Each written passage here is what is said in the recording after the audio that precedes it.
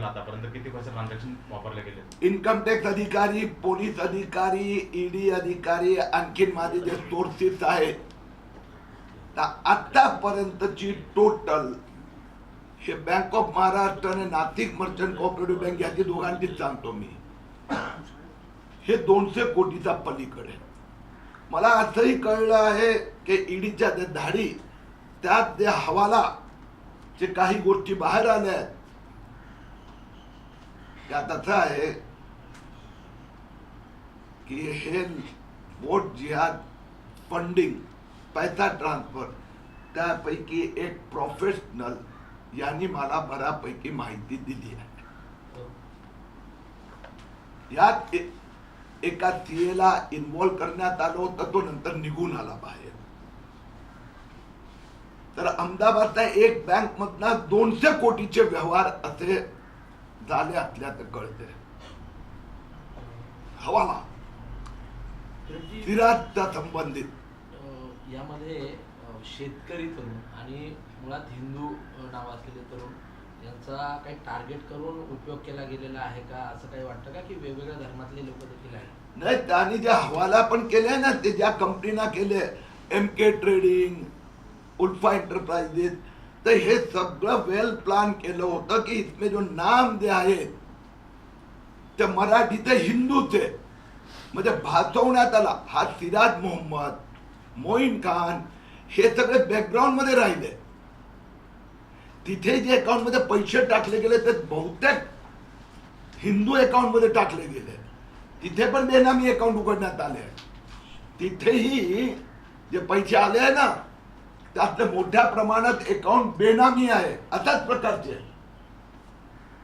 म्हणजे एवढी मोठी मोठ्यात ऑपरेंडी आहेत, यात खूप मोठी ताकद आहे. मलाही इंटेलिजन्स एजन्सीनी आणि या इन्व्हेस्टिगेटिव्ह एजन्सीनी अधिक सावध राहायला सांगण्यात आलं आहे.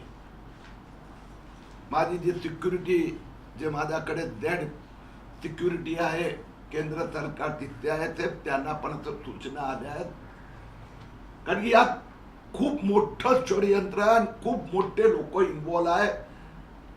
हे यात फॉरेन फंडिंग पण असू शकते, अशी भीती या इन्व्हेस्टिगेटिव्ह एजन्सीजना वाटत आहे.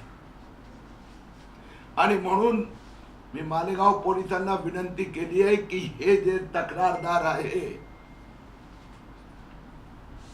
यांची काळजी घेण्यात यावी. मला तर सिक्युरिटी आहे ते अधिक सतर्क राहायला मला सांगण्यात आलं, त्या एजन्सी निपणाता अधिक, परंतु यांची पण सिक्युरिटीची काळजी घ्यावी लागणार. सर, ये 12 लोग जो है जिनके अकाउंट पर अब यह विषय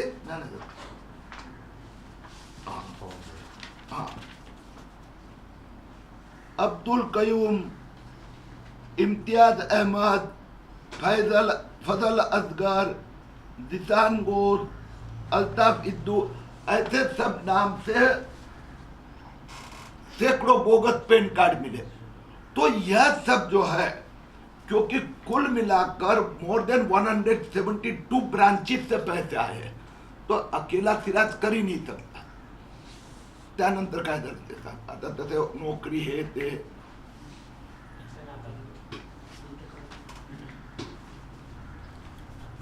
परवा तुम्ही बँक ऑफ महाराष्ट्र मध्ये माझ्या सोबत आले होते ना, ते सांग, त्यांनी कबूल केलं ना, कुणाच्या नावाने अकाउंट कबूल केलं?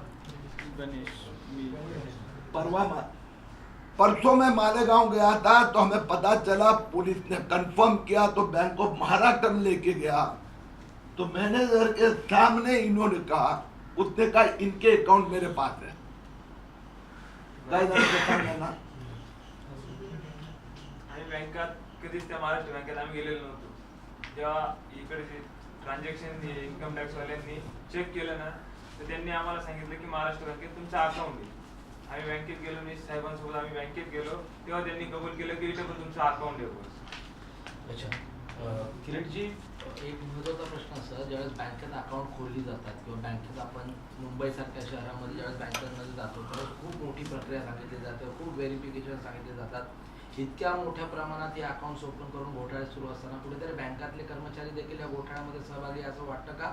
त्यांच्यावर काही कारवाईची मागणी करण्यात जाते? नाशिक मर्चंट कोऑपरेटिव्ह बँकेचा मॅनेजरला अटक करण्यात आली आहे. बैंक ऑफ महाराष्ट्र का घोटाला मी गेला म्हणून उघडकीस आला.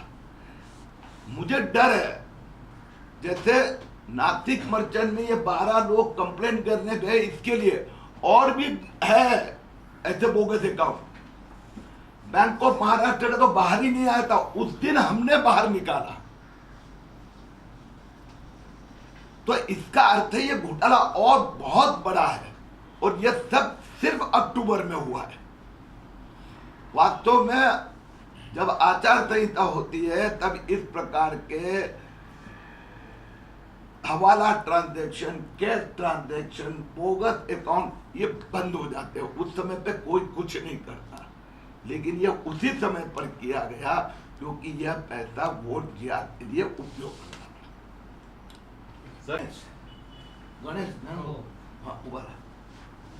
ये गणेश मिश्रा सिराज की छोटी सी कोल्ड ड्रिंक की दुकान है. उसमें कभी कभी डिलीवरी लेने के लिए, सामान लाने के लिए जयेश का छोटा सा टेम्पो वो उपयोग करता था. तो कभी कभी फेरी, तो सिराज मोहम्मद हारून मेमन उन्होंने उसको कहा कि मैं तेरे पास तेरे भाई और रिश्तेदारों को, मित्रों को नौकरी लगा देता हूँ मालेगांव एपीएमसी में, कुछ थोड़ा बहुत चाय पानी दूंगा. ऐसा करके वो और उनके मित्रों से कहा कि सिम कार्ड, आधार कार्ड और इनकम टैक्स का पैन कार्ड ये 3 लेके आओ. पैन कार्ड और इनकम टैक्स लेके आओ. पैन कार्ड और आधार कार्ड वो दोनों लेके उसने कहा भी यह के आधार पर एक नया मोबाइल का सिम कार्ड लो.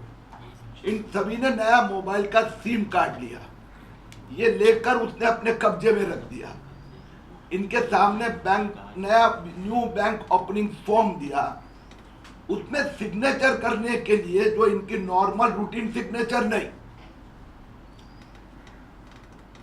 समझो जयेश लोटन मिसाल, तो ये जो साइन करता था जयेश मिसाल, तो उसको कहा काय नावाने तो उघडलं अकाउंट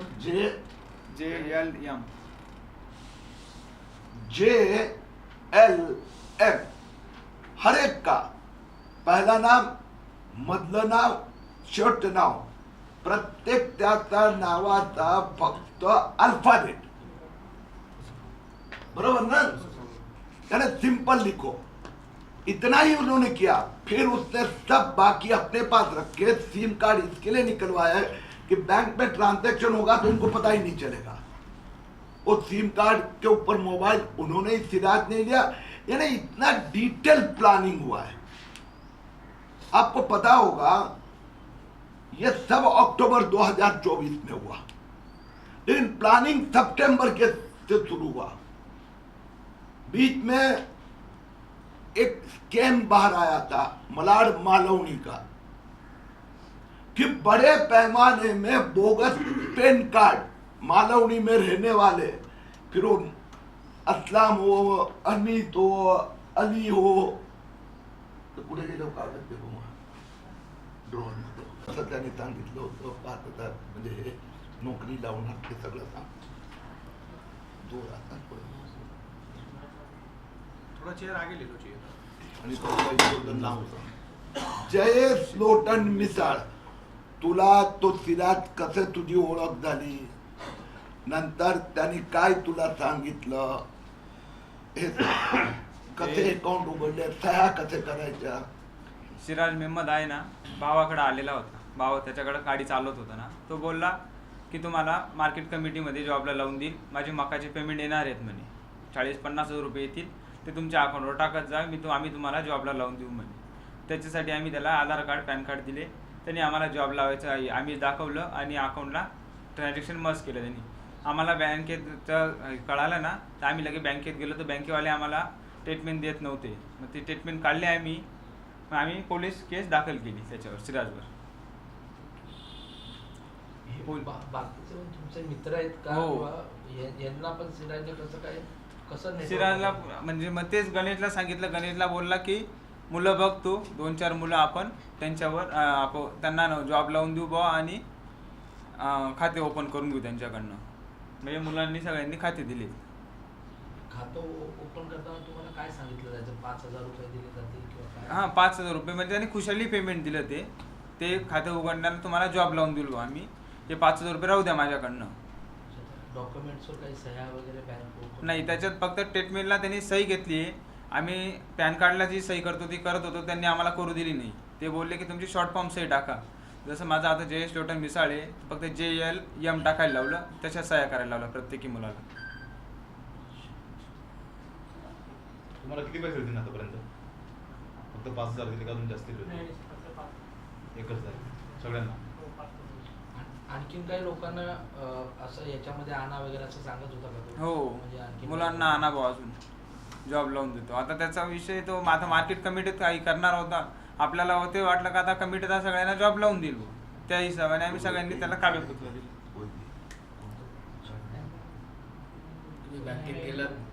तुम्ही बँकेत गेलात तर किती कोटींचा व्यवहार तुम्हाला दिसून आला आणि त्याच्यानंतर आम्हाला तेव्हा बँकेवाल्यांनी फक्त 20 कोटीचं सांगितलं. तुमच्या एकट्याच्या अकाउंटला? नाही, सगळ्यांच्या अकाउंटला 20-1 कोटीपर्यंत झालेले आहे. मग आम्ही ट्रीटमेंट काढलं तेव्हा कळालं आम्हाला का 70-80 कोटी रुपये झाले. तुमच्या सर्वांचा कसं झाला प्रकार? नेमका काय झालं? म्हणजे अकाउंटला पैसे तुमच्या आलेले मेसेज वगैरे आले? नाही, मेसेज नाही. आमचे सिम कार्ड त्याच्याकडे, अच्छा, तुमच्या नावाने सिम कार्ड त्यांनी घेतले. तो बोलला की तुम मैं वापस समझाता हूँ. काही 200 कोटीचा जर अपराध होते, आता 50,000 रुपये जरी आपल्या गाडीचं आले तर आपल्याकडे पोलीस चेक करतात, महाराष्ट्राचे पोलीस चेक करतात. 200 कोटीचा व्यवहार जातो जोपर्यंत मग तपास यंत्रणा असेल, पोलीस असेल, मग ते कुठे होते? आणि हा फंडिंग त्यांच्यापर्यंत पोहोचला, तुम्ही कसं म्हणतात की त्यांच्यापर्यंत पोहोचलाय? पहिली गोष्ट अशी आहे की मी आपल्याला पहिलीच माहिती दिली की हे आचारसंहिता सुरू झाल्यानंतरचा आहे.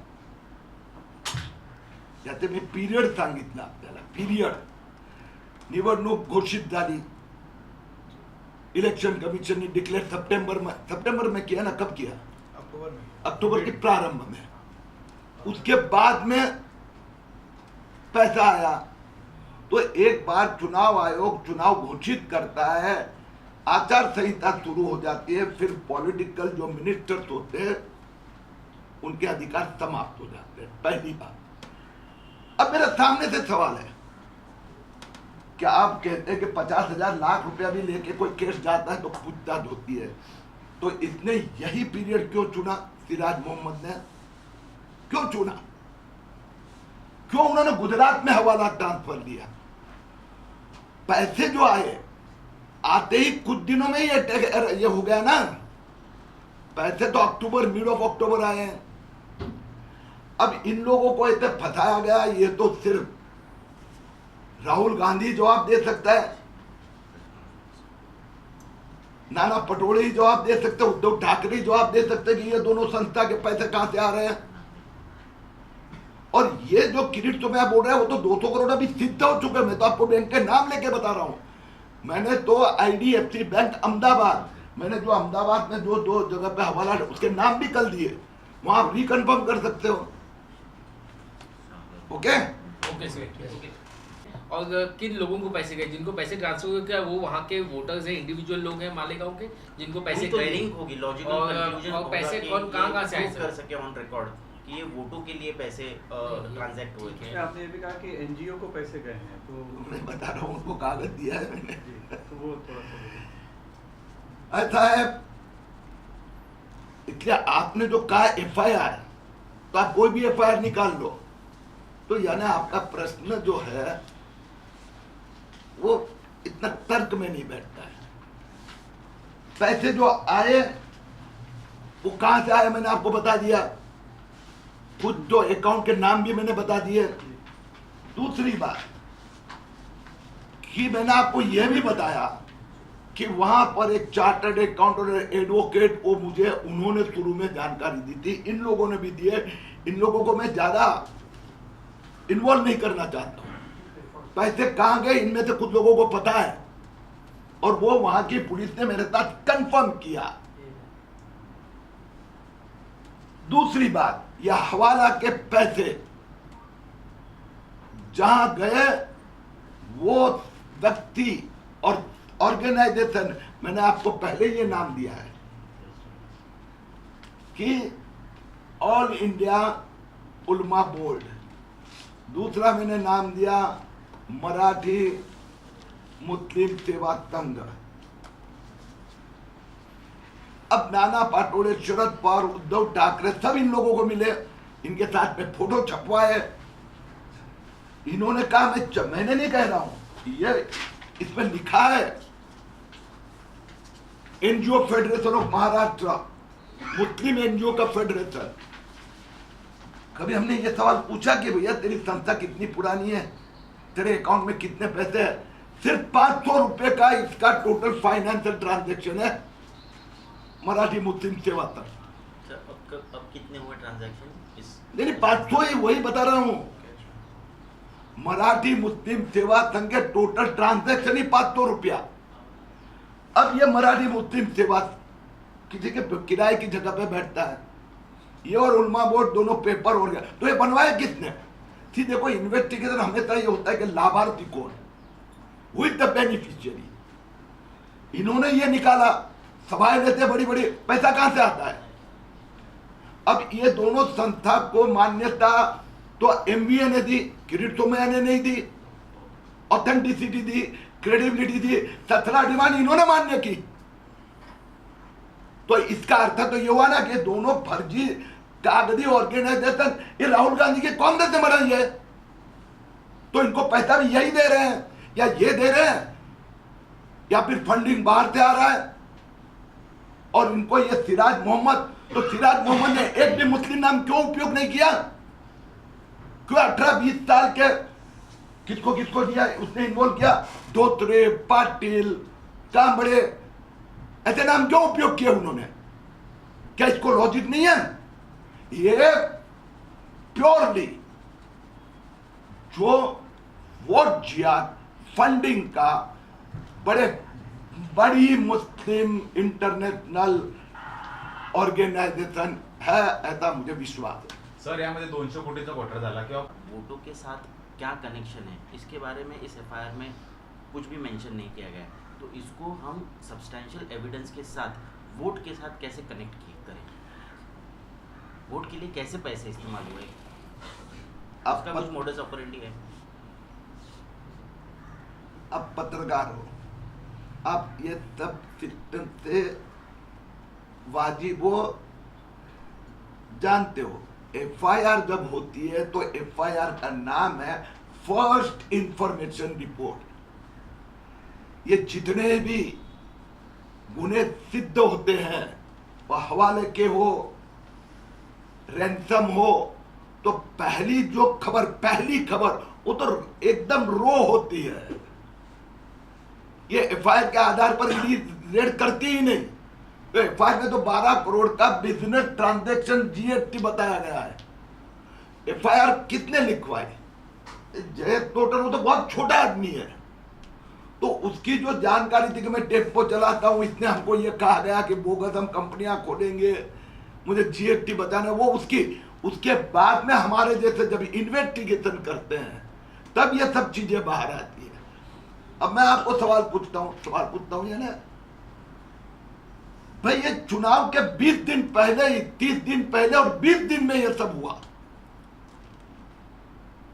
तो मुझे ये बताइए 20 दिन पहले पर्टिकुलर बैंक में 4 दिन में, अभी तो जानकारी मिली कि मोर देन 2 डजन, और एक बैंक दूसरी बैंक, अभी तीसरी भी बैंक में खुले, ऐसा मुझे अभी आज सुबह में कहा गया है। इनको जब तक, तो इसका मीनिंग हुआ कितना बड़ा मास्टरमाइंड किया। और मालेगांव में ही क्यों? पैसा महाराष्ट्र से नहीं आया, अधिकांश पैसा बाहर से, क्योंकि महाराष्ट्र में तुरंत महाराष्ट्र पुलिस पहुंच जाएगी। अब ये 7 प्रदेश 172 बैंक में पहुंचने में महाराष्ट्र पुलिस को भी टाइम लगेगा। सर यही जानना चाहते तो जब एफआईआर होती है तो बहुत छोटी होती है। एफआईआर के बाद में जो पुलिस ने, ईडी ने, इनकम टैक्स ने, सीबीआई ने, एनआईए ने, बैंक इंटेलिजेंस यूनिट, इन्होंने साइबर ब्रांच ने जो स्टडी किया, मैंने आपको कहा कि एक वकील और एक चार्टर्ड अकाउंटेंट जो मालेगांव से जुड़े हुए हैं, जिनको यह इशू पता है, उन्होंने मुझे जानकारी दी, उसके आधार पर अब ये इन्वेस्टिगेशन यहाँ तक पहुंचा है। और मैं जो बता रहा हूँ, it is all confirm by the investigation. जो एजेंट पर कैसे पहुंचे? रिकॉर्ड करने के लिए मालेगांव वोट जिहाद फंडिंग घोटाळा जे 12 विक्टीम आहे, तक्रारदार जयेश लोटन मिसाळ आणि त्यांचे सहयोगी आज मुंबईत आले आहे. त्यांना कसं फसवण्यात आलं, सिराज मोहम्मद त्याचा सहयोगी मोईन खान, त्याने कसं खोट्या प्रकाराने यांना सांगितलं होतं, याची हकीकत ते आपल्या पुढे मांडणार आहे. जो मालेगांव में वोट जिहाद घोटाला हुआ, वोट जिहाद फंडिंग का, उसमें 12 हिंदू जवानों को 18 से 20 साल उम्र उनकी 5,000 रुपया आपको देंगे, आपको नौकरी लगाएंगे, ऐसा करके सिराज मोहम्मद, जिसकी छोटी सी दुकान है 150 स्क्वायर फीट की, साल का 2 लाख रुपए इनकम टैक्स नहीं भरता है, उन्होंने मालेगांव के और आसपास के 12 नौजवान जो सभी के सभी हिंदू है, कोई 18 साल, कोई 20 साल, उनको फुसलाकर उनके पैन कार्ड लिए, आधार कार्ड लिए, उनके नाम से बोगस कंपनियां दिखाई. गणेश लोटन मिसाळ, तो असेल त्याने हात वर करायचा. इसके नाम से रेड रोज ट्रेडिंग कंपनी बनवली. हे सगळं त्या सिराज मोहम्मदनी केलं. प्रतीक पोपट जाधव याच्या नावाने चॉईस मार्केटिंग कंपनी, बसून दे थोडं पुढे तर तो दिसला पाहिजे. कोण आले? कोण आले? अरे तू आले.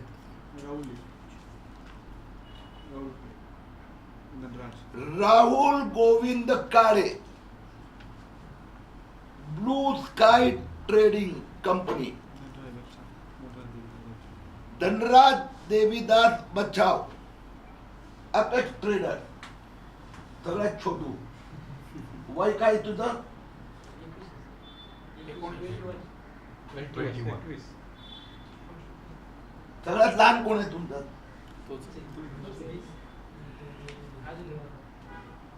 धनराज की उम्र 21 साल, 21 वर्षाचा आहे धनराज. भावेश कैलास गुंबे आले. अरे ते आले ते. हाँ तो आले भावेश कैलास गुंबे, नाम नहीं है.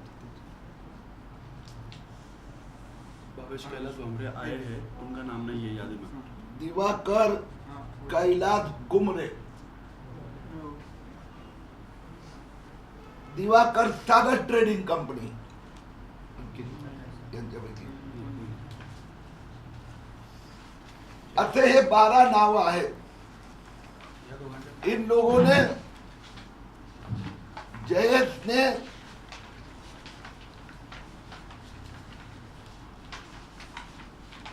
हे अकाउंट सिराजनी उघडल्यानंतर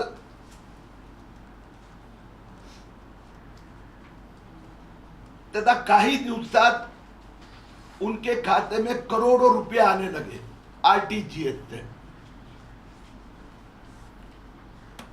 आरटीजीएस से पैसा है, आरटीजीएस से कुछ पैसे ट्रांसफर हुए, कुछ कैश विड्रॉ किया गया. या सगळ्यांचं म्हणणं आहे की आम्ही त्या चेकवर कुठलाही सह्या केल्या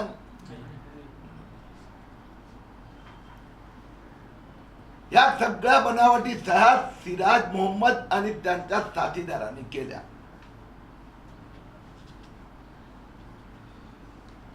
बैंक में से जयेश को पता चला, कोई क्लार्क ने बताया कि तुम्हारे नाम पे करोड़ों का व्यवहार हुए हैं. ये सिराज के पास अनेक धक्के खाए, बैंक में अनेक बार गए, कोई दाद नहीं दी गई. तब जाकर हमारे एक वकील मित्र है, उनके पास ये लोग गए. वो मालेगांव के वकील मित्र ने हमें से संपर्क किया. पोलिसने 7 नोव्हेंबरला पोलिसने FIR घेतली. आता त्याच्यावर कारवाई सुरू है. कल ईडी ने जो छापे मारे थे, जो मुझे शंका थी, जो मैंने जानकारी दी थी, मालेगांव में जाके जो जानकारी प्राप्त की थी, वो सब सही निकली है. कुल मिलाकर ये घोटाला 200 करोड़ से ज्यादा का अब तक पहुंच गया है. पहिल्या राउंड मध्ये फक्त नाशिक मर्चंट कोऑपरेटिव्ह बँकेत अकाउंट आहे तेवढंच होतं. FIR ज्यावेळी झाली त्यावेळी 10-12 कोटीचा GST घोटाळा असं सिराजनी दाखवण्याचा प्रयत्न केला. अभी पता चला है, बरोबर ना, बैंक ऑफ महाराष्ट्र ना, बैंक ऑफ महाराष्ट्र मालेगांव में भी ऐसे अकाउंट खोले गए हैं. आपलं बिल कोणाचं खोललंय बँक ऑफ महाराष्ट्र मध्ये? सांग, परत नाव सांगा तुमचं. गणेश लोडिंग. ऐसे और 7-8 लोगों के बैंक ऑफ महाराष्ट्र में भी खाते खोले. यांनी बैंक ऑफ महाराष्ट्रात सही केलेली नाही. मैं बैंक ऑफ महाराष्ट्र के मालेगांव ब्रांच में गया, मैनेजर ने कंफर्म किया है. मैनेजर ने कंफर्म किया कि ऐसे हमारे पास भी इन लोगों के अकाउंट खोले हैं 40. पहिल्या राउंड मध्ये फक्त नाशिक मर्चंट कोऑपरेटिव्ह बँकेत अकाउंट आहे तेवढंच होतं. FIR ज्यावेळी झाली त्यावेळी 10-12 कोटीचा GST घोटाळा असं सिराजनी दाखवण्याचा प्रयत्न केला. अभी पता चला है, बरोबर ना, बैंक ऑफ महाराष्ट्र ना, बैंक ऑफ महाराष्ट्र मालेगांव में भी ऐसे अकाउंट खोले गए हैं. आपलं बिल कोणाचं खोललंय बँक ऑफ महाराष्ट्र मध्ये? सांग,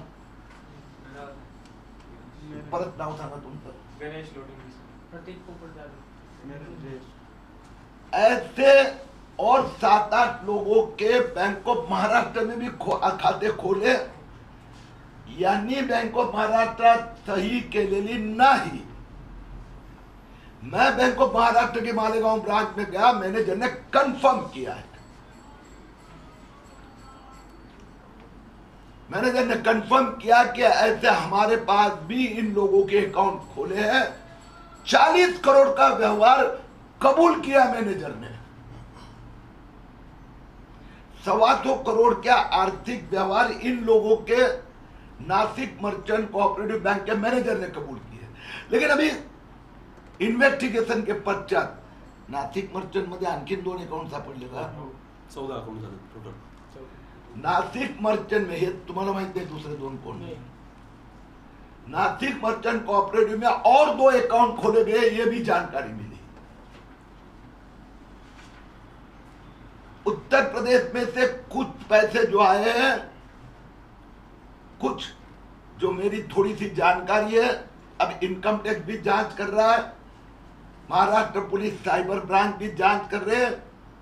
कोई अब्दुल, कोई इस्माइल, कोई इकबाल, ऐसे खातों से पैसा आया है.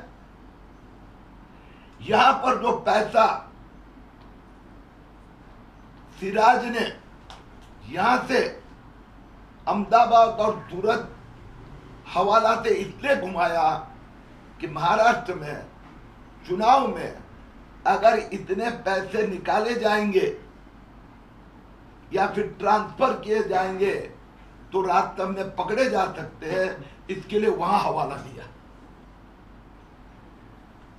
उनमें से कुछ लोगों को पैसे दिए गए, वो जो नाम हमारे पास आए हैं वो हमने इन्वेस्टिगेटिव एजेंसी को दे दिए।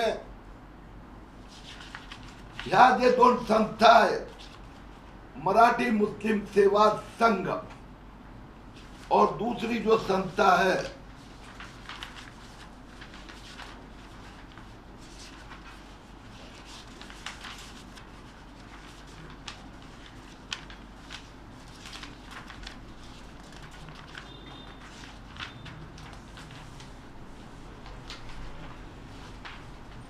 All India Ulama board, all India Ulama board को तो नाना पटोले ने पत्र भी दिया है, महाराष्ट्र प्रदेश कांग्रेस कमेटी, जो वो उल्मा बोर्ड ने 30 अक्टूबर को अपनी वेबसाइट सोशल मीडिया में लगाया है ये लेटर। इनके कुछ लोगों के पास ये पैसे गए हैं, वो नाम भी हमने इन्वेस्टिगेटिव एजेंसी को दिए हैं। अब तक ये घोटाला 200 करोड़ तक का हो चुका है।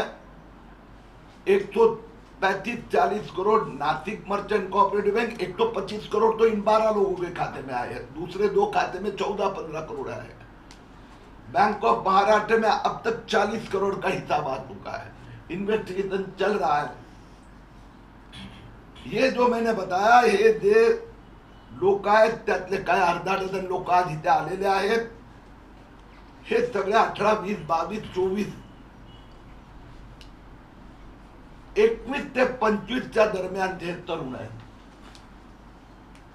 या प्रत्येकाची घरातली आर्थिक परिवाराची इन्कम 5-25 हजार पेक्षा जास्त नाही।